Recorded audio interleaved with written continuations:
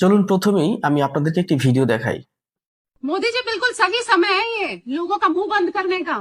ले लीजिए ये हिस्सा आप अपने कब्जे में। आपका नाम भविष्य में आने वाले अनगिनत टाइम के लिए सुनहरे अक्षरों के लिए आपका नाम दर्ज हो जाएगा, और वो नाम तभी दर्ज होगा जब आप इस हिस्से को अपने पास ले लेंगे। बहुत हो गई है इन जिहादियों की गंदी हरकतें, बहुत काट लिया इन्होंने हिंदुओं को, अब और कटने मत दीजिए। अगर हिंदू आपको हृदय सम्राट मानते हैं तो आप भी अपनी भूमिका उसी प्रकार निभाइए। इसको बिल्कुल या तो नक्शे से खत्म कीजिए इसको पूरी दुनिया के से, या इसको अपनी तरफ ले लीजिए और इसके अंदर हिंदुओं का एक अलग प्रांत बनाए, और जितनी भी भारत के अंदर ये कटी पतंगे इनकी जो भीड़ है उसी बाकी के हिस्से में आप भेज दीजिए। যে ভিডিওটি দেখলেন এই ভিডিওতে একজন উগ্র হিন্দুত্ববাদী বোন এবং তার সাথে কিছু উগ্র হিন্দুত্ববাদী ভাইয়েরা মিলে একটি ভিডিও বানাচ্ছেন, একটি ভিডিও বার্তা দেওয়ার চেষ্টা করছেন তারা মোদিজিকে। তারা ভিডিওতে বলছেন মোদিজি যে কোনো ভাবে হোক বাংলাদেশকে পৃথিবীর মানচিত্র থেকে মুছে দেন অথবা বাংলাদেশকে দখল করে নিন। দখল করে নেওয়ার পর তারা কি করবে? দখল করে নেওয়ার পর তারা এখানে যে হিন্দু রয়েছে তাদেরকে তারা সেভ করবে। এখন এই ভিডিওতে যেই বোনটি এই বার্তা দিয়েছে, খুব ভালো কথা। আমরাও চাই যে বাংলাদেশকে আপনারা নিয়ে নেন, দখল করে নেন, তাহলে যেটা হবে আমাদের রাষ্ট্রটা আরো বড় হবে। তারপরে আমরা তো গরিব কাঙাল, আপনারা তো বড় লোক ধনী, তো আমরা আপনাদের সাথে যদি মিশে যাই তাহলে আমরাও ধনী হয়ে যাব। এতে তো আমাদের সমস্যা হওয়ার কথা না। নিয়ে নেন মোদিজি, আপনি যে কোনো সময় বাংলাদেশ দখল করে নিয়ে নেন, আমরাও চাচ্ছি। যেই উগ্র হিন্দুত্ববাদী এই বোনটি এই ধরনের মেসেজ মোদিজিকে দেওয়ার চেষ্টা করছে, এনার নাম ঋদ্ধিমা শর্মা। এই বোনটির কাজ শুধুমাত্র হিন্দু মুসলিম করা, মানে হিন্দু মুসলিমদের মধ্যে দাঙ্গা লাগানো। এনার যতগুলো কন্টেন্ট রয়েছে ম্যাক্সিমাম কন্টেন্ট গুলোই এই হিন্দু মুসলিম নিয়ে।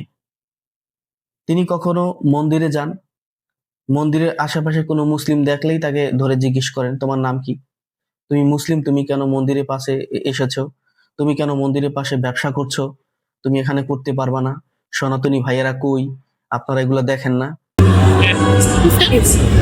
और हुसैन का यहाँ पर क्या काम है वो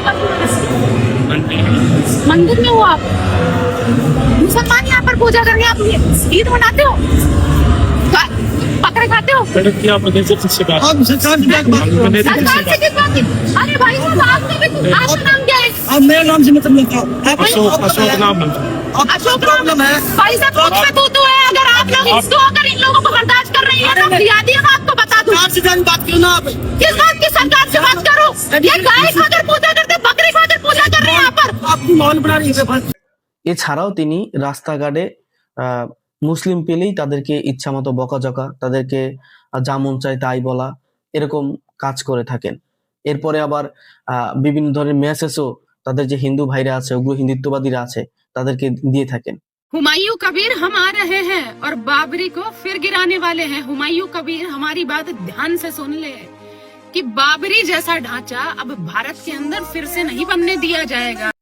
এনার একমাত্র কাজ হচ্ছে এটাই, মানে ভাইরাল হওয়ার জন্য তিনি এই সমস্ত পথ বেছে নিয়েছেন। তার মূল উদ্দেশ্য হলো এই ধর্ম নিয়ে যে তিনি কাজ করেন এটা নয়, তার মূল উদ্দেশ্য হলো টাকা ইনকাম করা, ভাইরাল হওয়া। কারণ এই ধরনের কন্টেন্ট ভারতে প্রচুর পরিমাণে ভাইরাল হয়, প্রচুর পরিমাণে দেখে। এর কারণ হলো ভারতের ভিতরে প্রচুর পরিমাণ মানুষের মধ্যে মাথার মধ্যে গোবর আছে আর তারা গরুর মুত খায়। এই জন্য তারা এই সমস্ত কন্টেন্ট বিশ্বাস করে, এই সমস্ত কন্টেন্ট ভালোবাসে, এই সমস্ত কন্টেন্ট দেখে। দেখেন, ধর্ম নিয়ে কাজ করলে এটা হওয়া উচিত না যে আমি হেড স্পিচ দেই, আমি এমন বক্তব্য দেই যে কথা দ্বারা আরো কয়েকজন মানুষ প্রভাবিত হয়ে পরে আরেকজন অন্য একটা ধর্মের মানুষকে গিয়ে তারা অ্যাটাক করে। হ্যাঁ, যে অন্যায় করেছে, যেখানে অন্যায় হয়েছে সেইটার বিষয়ে কথা বলা যায়, সেটার বিষয়ে প্রতিবাদ করা যায়। কিন্তু র্যান্ডমলি কাউকে গিয়ে ধরে বা কারো বিরুদ্ধে কোন একটা জাতির বিরুদ্ধে, কোন একটা ধর্মের বিরুদ্ধে টুপ করে একটা কথা আমি বলে দিলাম, তাহলে কি হবে? এই কথা আমি বলে দিলাম, আমি ইনফ্লুয়েন্স করলাম, যারা ইনফ্লুয়েন্স হয়েছে তারা গিয়ে সেই ধর্মের মানুষকে খারাপ চোখে দেখবে, সেই ধর্মের মানুষের উপর গিয়ে অ্যাটাক করবে। এটাই হচ্ছে ভারতে এখন। একটা ভিডিওতে তারা বাংলাদেশে যে দীপু দাসকে মারা হয়েছে সেই বিষয়ে কথা বলছে এবং সেটা নিয়ে প্রতিবাদ করছে।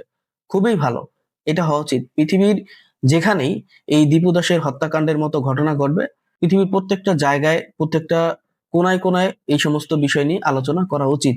এটা আমিও আলোচনা করি। আমিও আমিও এই দীপু দাসকে হত্যা করেছে এর পক্ষে না, এটার বিপক্ষে। বাংলাদেশের পুরো মানুষ এটার বিপক্ষে। বাংলাদেশের পুরো মানুষ অবাক হয়ে গেছে এরকম ঘটনা কিভাবে ঘটে গেল। সো এরপরে এই দীপু দাসকে মারার যারা মেরেছে তাদের অনেকগুলোকে অ্যারেস্ট করেছে। রিসেন্টলি একজনকে দেখলাম অ্যারেস্ট করেছে। তো এইটা দিয়ে আমি যে উস্কানিমূলক কথা বলবো, আমাদের ধর্মের যে লোকজন আছে তাদেরকে উস্কিয়ে দিব যে ওখানে যেরকম হচ্ছে আমরা এখানে সেটা করব, ওখানে হিন্দুদের উপরে হামলা হচ্ছে তাহলে ভারতেও আমরা মুসলিমদের উপরে হামলা করব, এটা তো হওয়া উচিত না। এটা তো ভালো মেসেজ না। আপনারা এই দীপু দাসকে নিয়ে যেই কাণ্ড ঘটিয়েছেন ভারতের মধ্যে, ভারতের মিডিয়া থেকে শুরু করে বিজেপির নেতা, উগ্র হিন্দুত্ববাদীরা, উগ্র হিন্দুত্ববাদী সংগঠনগুলো, মানে এমন প্রোপাগান্ডা সৃষ্টি করেছেন যে এই দীপু দাসের জন্য আপনারা ভারতের ভিতরে একটা একটা উত্তেজনা সৃষ্টি করে ফেলেছেন। আপনারা শুধু দীপু দাসকে দেখছেন কেন? দীপু দাস তো বাংলাদেশী। যখন দীপু দাসের সাথে এই ঘটনা ঘটেছে তার আগে পরে ভারতের ভিতরে আরো 4-5 জন মানুষকে এরকম পিটিয়ে মেরেছে। বাংলায় কথা বলে দেখে তাকে বাংলাদেশি ভেবে পিটিয়ে মেরেছে। সেগুলো আপনি খবর রেখেছেন? আপনার আপনার দেশের ভিতরে আপনার দেশের জনগণকেই পিটিয়ে মারা হচ্ছে, সেটা নিয়ে আপনি কথা বলেছেন? আপনার জানা আছে সেখানে যে মানুষ মারা গিয়েছে? কেরালায় একজন ব্যক্তিকে পিটিয়ে মারা হয়েছে, তিনি শুধু বাংলায় কথা বলেন দেখে, বাংলাদেশি ভেবে তাকে পিটিয়ে মারা হয়েছে, অথচ তিনি একজন হিন্দু ছিলেন। এটা আপনি জানেন ঋদ্ধিমা শর্মা? এগুলো আপনি জানেন যে আপনার দেশে আপনার মানুষকে পিটিয়ে মারা হচ্ছে? ওই সেটা নিয়ে তো আপনি কথা বলেন নাই। অ্যাঞ্জেল চাকমা, দেহরাদুন, তাকে চাইনিজ বলে চিনি বলে পিটিয়ে মারা হয়েছে, নিশ্চয়ই জানেন। কই সেটা নিয়ে তো আপনার কোনো কথা নেই। তারপরে উড়িষ্যায় জুয়েল শেখ নামের একজন 19 বছর ছেলেকে, যিনি কাজ করে বাড়ি ফিরছিলেন, তাকে পিটিয়ে মেরেছে, জানেন আপনি সেটা? তিনি একজন মুসলিম ছিল, ভারতের মুসলিম ছিল। আতাহার হুসাইন, তিনি একজন আহ কাপড় ব্যবসায়ী ছিল, সাইকেলে করে তিনি কাপড় ব্যবসা করেন। তাকে বিহারে তার নাম জিজ্ঞেস করে, তার ধর্ম জিজ্ঞেস করে তারপরে তাকে পিটিয়েছে, তিনি পরবর্তীতে হাসপাতালে মারা গেছেন। এই 4-5 জন মানুষকে পিটিয়ে মারা হয়েছে শুধুমাত্র এই দীপু দাসের ঘটনার সময়, মানে কিছু আগে কিছু পরে, এই সময় এই 4-5 জন মানুষকে পিটিয়ে মারা হয়েছে। এগুলো নিয়ে আপনি কথা বলেছেন? এগুলো তো আপনার দেশের মানুষ। আপনার দেশের মানুষের সাথে যেই ঘটনা ঘটছে,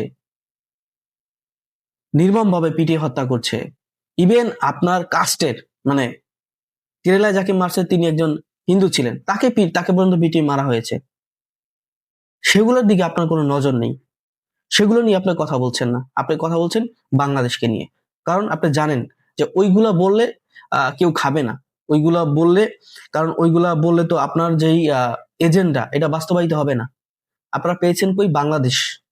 বাংলাদেশকে নিয়ে সহজে বলা যায়, বাংলাদেশকে যে কোনো সময় আক্রমণ করা যায়, যে কোনো সময় মানচিত্র থেকে ভ্যানিশ করে দেওয়া যায়। এই জন্য বাংলাদেশকে নিয়ে বলাটা এত সহজ। আর এগুলো মানুষ খায় ভালো।